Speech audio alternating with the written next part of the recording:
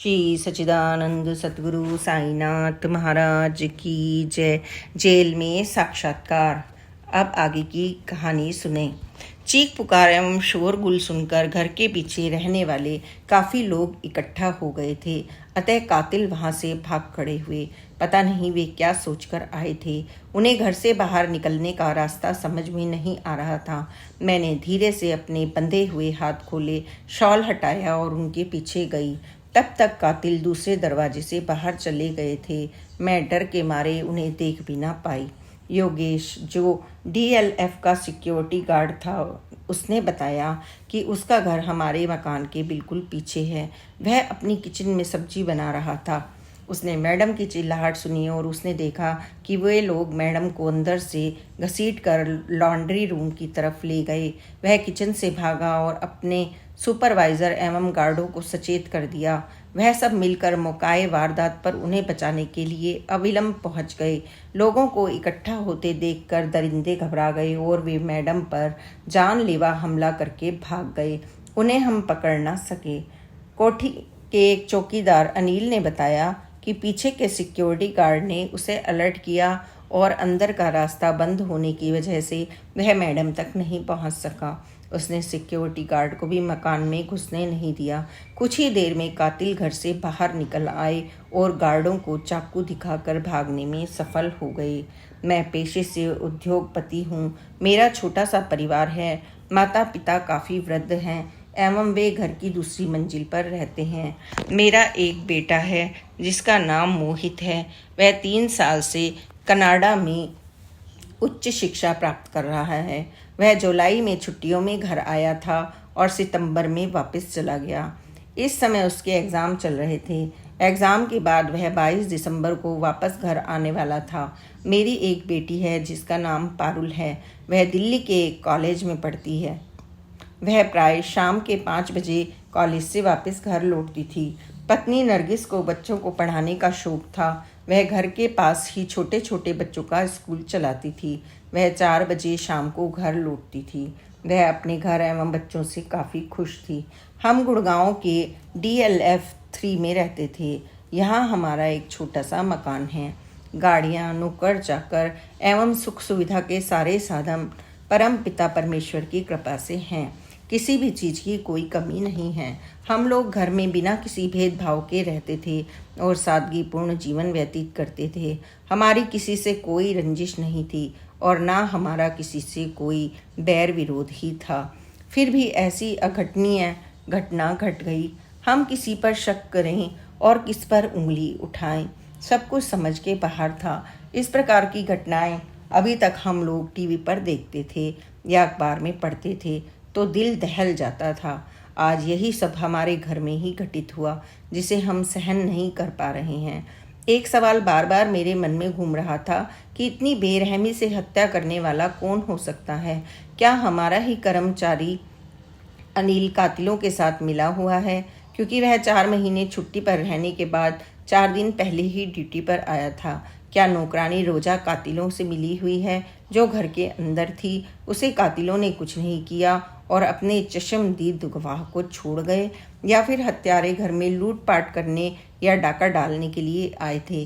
क्या नरगिस किसी हत्यारे को पहचानती थी? क्या नरगिस को रोजा या अनिल का हाथ होने का पता चल गया था? कुछ ना कुछ तो ऐसा था जिसके कारण उन्हें नरगिस को मारना पड़ा। क्या घर में रिपेयर का काम करने वाले मजदूरों में से किसी ने हत्यारों का साथ दिया? ऐसे अनेक प्रश्न सामने उभरते जा रहे थे, परंतु किसी भी प्रश्न का उत्तर नहीं मिल रहा था। पुलिस वाले एवं उच्च स्तर के जांच अधिकारी सारी रात घर की तहकीकात करते रहे।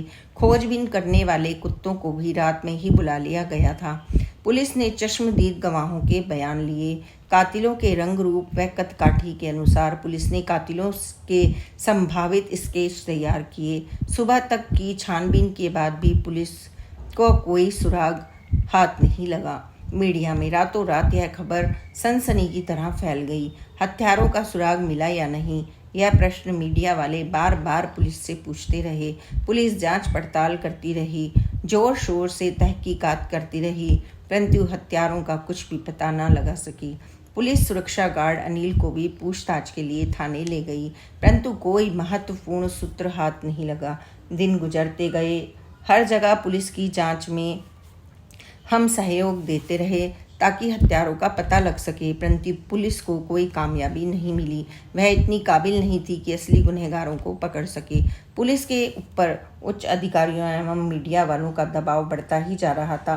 3 महीने से अधिक समय गुजर चुका था। पुलिस ना तो कोई सुराग ढूंढ पाई और ना ही कातिलों को पकड़ पाई। अचानक इस घटना ने एक नया मोड़ लिया। मेरे ससुराल पक्ष के लोगों ने पुलिस को गुमराह किया और मेरे खिलाफ झूठी रिपोर्ट लिखवा दी कि नरगिस की हत्या उसके पति ने करवाई है। मुझे इस बात की जानकारी मिली तो मैं हक्का बक्का रह गया। ससुराल वालों के साथ 20 वर्षों से मेरे अत्यंत मधुर संबंध थे। शादी के कुछ समय बाद ही मैंने अपने साले को व्यापार में जोड़ा था। 20 वर्षों के बाद हम साथ साथ व्यावसायिक कार्य करते रहे। नरगिस की हत्या के बाद भी हम लोगों के आपसी संबंध सौहार्दपूर्ण थे। व्यवसाय संबंधी नीतियों के कारण पिछले कई साल से हमारे बीच मतांतर अवश्य ही होते थे, परंतु इसका प्रभाव हमारे व्यक्तिगत रिश्तों में कहीं नहीं था। नरगिस की हत्या के बाद मेरे ससुराल वालों ने काफ़ी ढांढस बंधाया, क्योंकि परिवार एक दूसरे को धीरज बंधाकर विपत्ति के दुख को कम करने की कोशिश कर रहे थे। मेरा छोटा साला 20 वर्षों से मेरी फैक्ट्री में मेरे साथ कार्यरत था, परंतु कुछ लोगों के गुमराह करने पर उसका मन विचलित हो गया। सच्चाई को जानते हुए भी उसने झूठ का सहारा लिया और कातिल न मिलने पर जिम्मेदार मुझे ही समझा। उसने रिश्ते नाते, मान सम्मान एवं इंसानियत को दरकिनार कर दिया और हत्या का झूठा दोषारोपण मेरे सर पर मढ़ दिया। नरगिस की हत्या के 3.5 महीनों के बाद लोगों के बहकावे में आकर उसने और उसके पिता ने मेरे खिलाफ पुलिस में रिपोर्ट लिखवाई और पुलिस की तहकीकात को पूरी तरह से भ्रमित कर दिया। इतनी क्रूरता से हुए हत्याकांड की तहकीकात में पुलिस और उच्च अधिकारियों को अब तक नाकामयाबी ही मिली थी। अतः अब अपनी नाकामयाबी पर पर्दा डालने का उन्हें एक बहाना मिल गया। मेरे खिलाफ पुलिस को कोई सबूत नहीं मिला था, परंतु ससुराल वालों द्वारा लगाया गया इल्ज़ाम उनके लिए काफ़ी था। पुलिस ने गुमराह होकर बिना सबूत के मुझे बलि का बकरा बना दिया और निर्दोष होने के बावजूद भी मुझे ही दोषी मानकर गिरफ्तार कर लिया। मैं और मेरा परिवार अभी तक नरगिस की हत्या के दुख से उभर भी ना पाए थे। घटना का खौफ अभी तक हम सभी के कलेजे को टुकड़े टुकड़े कर रहा था। अचानक एक अनहोनी विपदा गले मढ़ दी गई।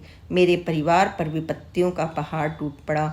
मेरे दोनों बच्चे अभी माँ के निधन का गम भी न बुला पाए थे कि अचानक विपत्तियों का एक और पहाड़ उनके सर पर टूट पड़ा।